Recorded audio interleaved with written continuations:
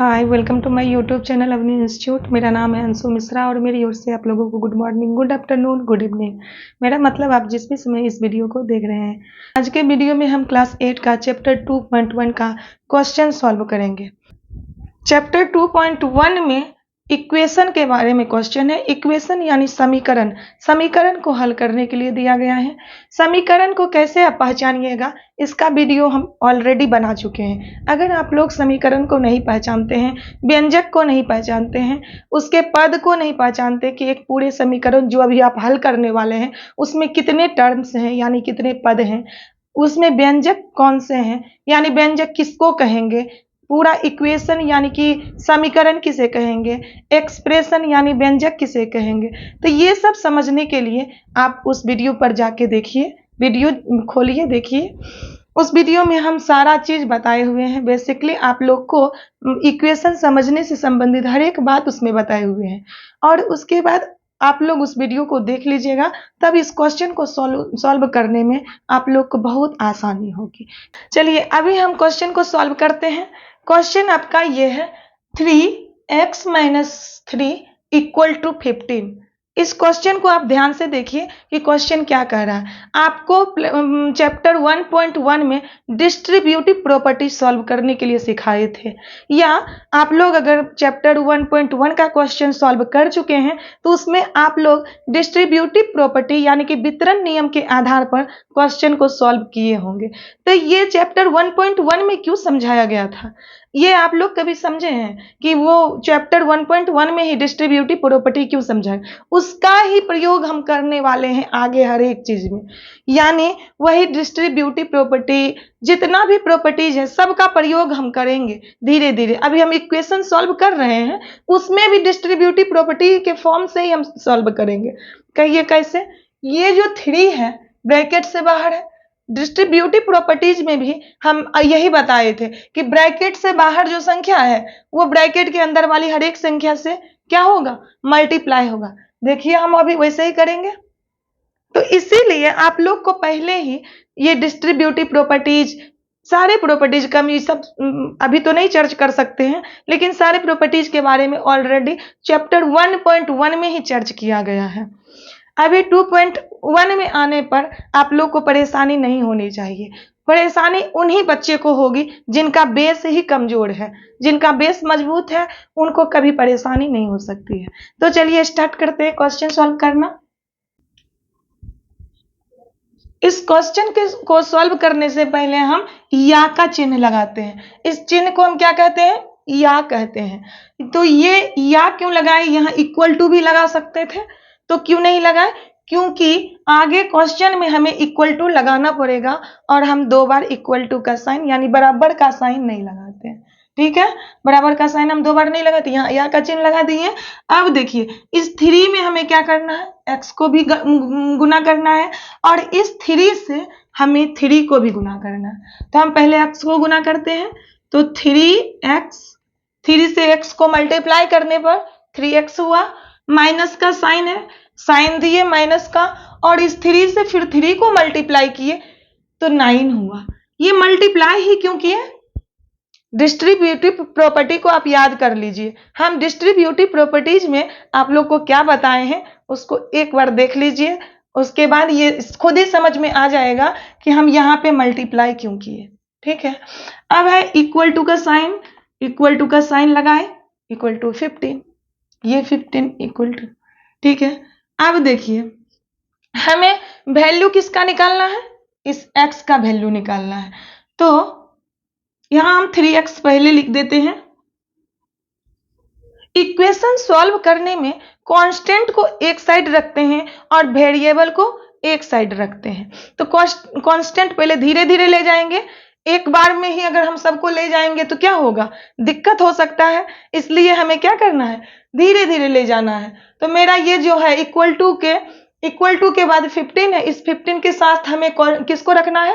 Constant को रखना है, यानी अचर को रखना है। ये अचर और ये भी अचर, दोनों अचर को हम एक साथ करेंगे। इक्वेशन सॉल्व करने के लिए सबसे इंपॉर्टेंट बात यह है कि अगर इक्वल टू के बाद हम किसी भी कांस्टेंट या वेरिएबल को ले जाते हैं, यानी बॉर्डर पार जब करता है तो वो अपना साइन को चेंज करते हुए बॉर्डर पार करता है। कहने का मतलब नहीं समझे होंगे तो समझिए। जैसे अभी हम क्या बोले कि हम इक्वेशन सॉल्व करने में कांस्टेंट को एक साइड और वेरिएबल को एक साइड रखते हैं। तो हम यहाँ क्या देखते हैं कि यहाँ मेरा 3x, यानी ये तो कांस्टेंट वेरिएबल के साथ 3x मिला हुआ है, ये एक अलग टर्म्स है और ये अलग टर्म्स है। तो पहले जो अलग टर्म है जिसके साथ में वेरिएबल लगा हुआ नहीं है, सिर्फ कांस्टेंट है, उसको ही हम बॉर्डर क्रॉस करवाते हैं। यानी बॉर्डर का मतलब इस इक्वल टू को हम बॉर्डर माने हैं, इसको हम पार करवाते हैं। तो पहले हम -9 को जब हम उधर लेके जाएंगे तो वो -9 अपना साइन चेंज करते हुए उधर जाएगा, यानी वो -9 + 9 बन जाएगा। यानी कि ये माइनस प्लस में होगा, प्लस अगर यहाँ रहता तो वो उधर जाके क्या होता, माइनस होता। अगर यहाँ पे मल्टीप्लाई का साइन होता तो बॉर्डर क्रॉस करने के बाद क्या होता, डिवीजन में होता। यानी जैसे जैसे अभी देखिए ना कि अगर इधर इस बॉर्डर के यानी कि इक्वल टू के लेफ्ट हैंड साइड में जो संख्या रहेगा वो संख्या राइट हैंड साइड में जाने के बाद अपना साइन को क्या करेगा, चेंज करेगा। तो देखिए ये 3x है, ठीक है, यहां -9 है, तो इस -9 को हम इस इक्वल टू के उस पार ले जाएंगे। देखिए कैसे ले जाते हैं। 15 है तो इस 15 को अपना स्थान पे ही रहने देते हैं, क्योंकि ऑलरेडी ये बॉर्डर के उस पार है ही, तो अपने स्थान पर इसको हम रहने देते हैं। अब इसके बगल में हम देते हैं -9 को, एक साथ कर रहे हैं, क्यों, कांस्टेंट को एक साइड करना है। -9 उधर जाके क्या होगा, +9, ठीक है। अब देखिए, अब ये तो हम बॉर्डर को क्रॉस करवा चुके हैं। यहां हम आप लोग को समझने के लिए फुल डिटेल के साथ लिख देते हैं। पहले यहां देखिए या का चिन्ह लगाए, 3x को जैसे कि तैसे नीचे उतारे हैं, इक्वल टू का साइन दिए, यहां 15 और 9 को प्लस करेंगे तो क्या होगा, 24।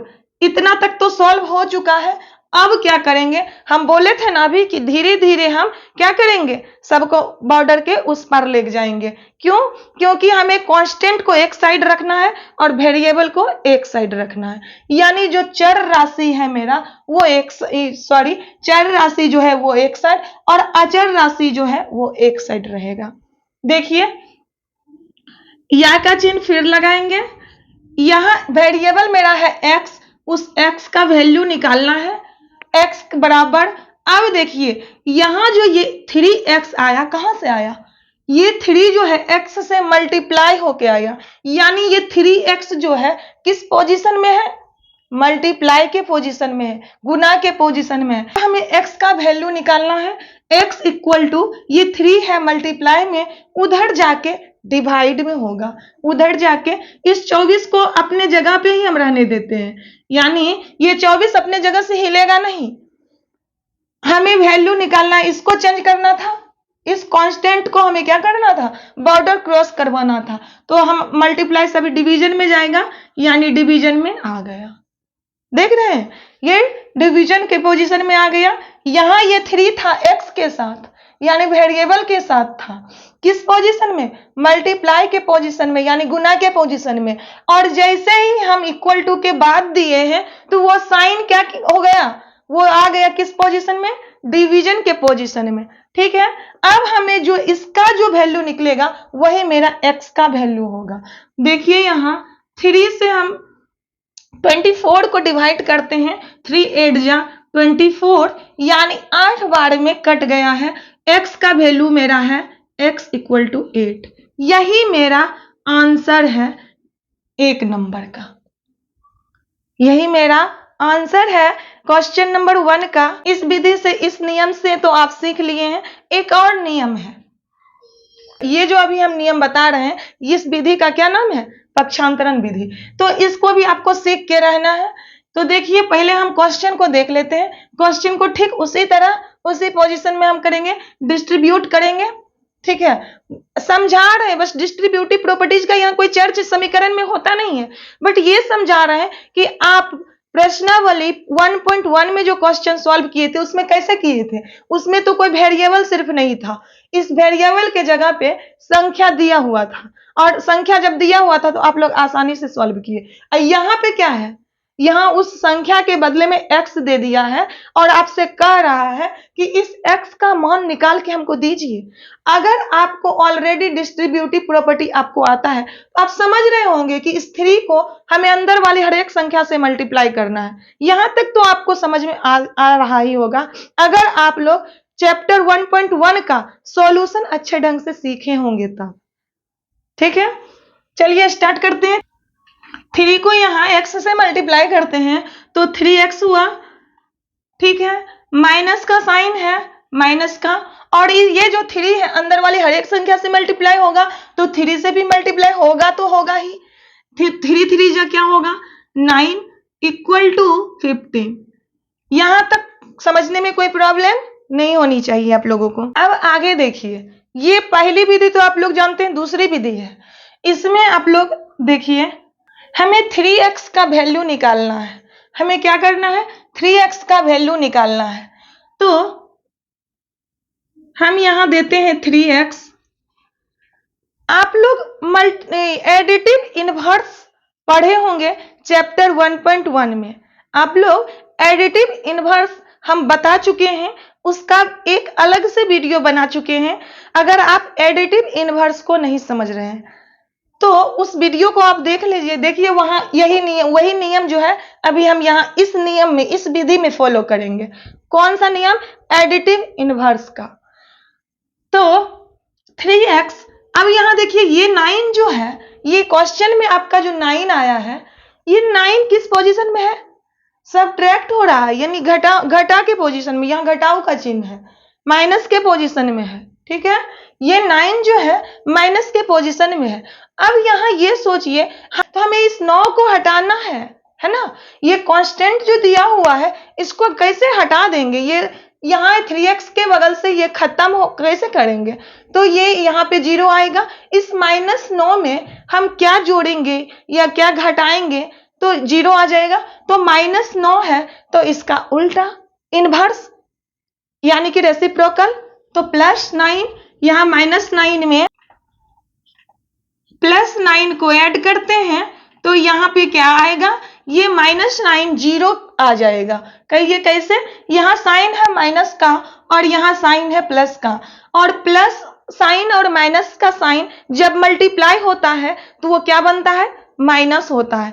समझिए मेरी बात को, प्लस का साइन माइनस के साइन से जब भी मल्टीप्लाई होगा तो वो क्या बनेगा? माइनस होगा। अगर हम लेफ्ट हैंड साइड में अगर +9 को ऐड करते हैं तो इक्वल टू के बाद भी यहाँ संख्या है, तो समीकरण सॉल्यूशन में यही नियम कहता है कि लेफ्ट हैंड साइड में जो क्रिया करेंगे वो राइट हैंड साइड में भी करेंगे। क्या बोले? जो लेफ्ट हैंड साइड में करेंगे वो राइट हैंड साइड में भी उसको करना होगा। तो यहाँ -9 में +9 को ऐड किए तो यहाँ 15 है, यहाँ इक्वल टू के बाद, तो इस 15 में भी हमें +9 को ऐड करना होगा। अब ये 9 कहां से आया? तो एडिटिव इनवर्स को आप याद कीजिए, क्या बोला गया था? किसी भी संख्या में उस संख्या घटाने के लिए यानी 0 लाने के लिए क्या करना पड़ता है? उसी संख्या का उल्टा यानी रेसिप्रोकल, यानी संख्या अगर माइनस में है तो उसी संख्या का प्लस साइन लगा के अगर हम जोड़ते हैं तो 0 आ जाता है। तो यहाँ माइनस में था इसलिए हम प्लस में 9 को ही लाए। किस लिए? इस कांस्टेंट को हटाने के लिए, निपटाने के लिए। तो यहाँ प्लस का 9 यहाँ इसलिए आया। यहाँ अगर 8 रहता माइनस में तो हम यहाँ पर क्या करते? क्या ऐड करते उसमें? 0 लाने के लिए। यहाँ अगर माइनस में 8 रहता इस जगह पे, इसमें क्या ऐड करते? प्लस का 8। यहाँ अगर माइनस में 2 रहता, इस 9 की जगह पर 2 रहता, तो हम यहाँ क्या ऐड करते? प्लस का 2 ऐड करते। और यहाँ ही नहीं, इसके राइट हैंड साइड में भी ऐड करते। ये मेरा दूसरा यानी पक्षांतरण विधि मेरा यही कहता है कि जो क्रिया हम लेफ्ट हैंड साइड में करेंगे वही क्रिया हम राइट हैंड साइड में करेंगे। यहां तक आपका क्लियर होगा। अब देखिए, यहां हम 3x, ये -9 +9 क्या होगा? माइनस और प्लस मिलके माइनस और प्लस का साइन मल्टीप्लाई होके क्या होता है, माइनस होता है। यानी माइनस के साइन को और प्लस के साइन को अगर हम मल्टीप्लाई करते हैं तो वहां माइनस ही होता है। Minus plus minus, minus plus minus, तो माइनस हुआ तो 9 में 9 को अगर घटाते हैं तो 0 आता है। तो इसका 0 आ गया, 0 का तो कुछ होगा ही नहीं। यानी इक्वल टू का साइन हम ये लगाएंगे, इक्वल टू का साइन लगाएं यहां से। अब ये देखिए 15 में 9 को ऐड करते हैं तो क्या आएगा, 24। ठीक है, अब देखिए, अब हमें इस कांस्टेंट को तो निपटा लिए, खत्म कर दिए। अब हमें इस वेरिएबल से इसको क्या करना है, अलग करना है। इस कांस्टेंट को क्या करना है, यानी इस अचर राशि को हमें चर राशि से अलग करना है। तो अलग करने के लिए यहाँ x का वैल्यू निकालेंगे। x is equal to 24/3। कौन सा 3, यहां 3 था मल्टीप्लिकेटिव फॉर्म में, यानी मल्टीप्लाई हो रहा था x के साथ, और जब बॉर्डर क्रॉस होगा तो क्या हो जाएगा, डिवाइड होगा। जब बॉर्डर क्रॉस होगा, लेफ्ट हैंड साइड से राइट हैंड साइड में जाएगा तो क्या होगा, अगर मल्टीप्लाई में है तो डिवाइड होगा। यहां डिवाइड में 3 आ जाएगा। ठीक है, 3 8 जा 24। x का वैल्यू देखिए यहाँ 8 निकल के आ गया। इस विधि से भी थोड़ा डिफिकल्ट है ना, राइट हैंड साइड में करो, लेफ्ट हैंड साइड में करो, जो कहानी लेफ्ट हैंड साइड में वही कहानी राइट हैंड साइड में। तो इस विधि को समझना आप लोगों को जरूरी है, बट इजी आपको होगा। पहली विधि जो बताए हैं उससे बहुत आप लोगों को आसान होगा क्वेश्चन सॉल्व करने में, तो उस मेथड का ही यूज कीजिएगा। लेकिन सीखना जरूरी था इसको भी, है ना, कि हमें यहाँ पे अगर चैप्टर 1.1 में तो एडिटिव इनवर्स बता दिया ही गया है, इसको सॉल्व करने में कोई परेशानी होनी ही नहीं चाहिए। ये इक्वेशन सॉल्व करने में एडिटिव इनवर्स का या डिस्ट्रीब्यूटिव प्रॉपर्टी का कोई चर्च नहीं है, बट आप लोग को समझाने के चलते कि आप लोग पहले से पढ़ के क्या आए हैं, यानी चैप्टर 1.1 को पढ़ के आप 2.1 को सॉल्यूशन करने के लिए आए हैं। तो 2.1 में आने के लिए आपको उतना टैलेंट होना चाहिए। क्या टैलेंट होना चाहिए, कि आप 1.1 को आसानी से सॉल्व कर सके।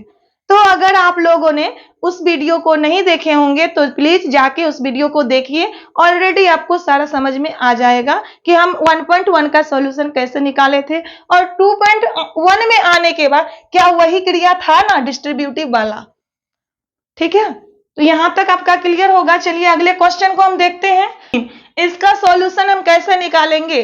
अभी आप लोगों को हम बताए हैं कि बॉर्डर क्रॉस जब भी होगा साइन चेंज करते हुए, क्या बताए हैं, बॉर्डर क्रॉस जब भी होगा साइन चेंज करते हुए।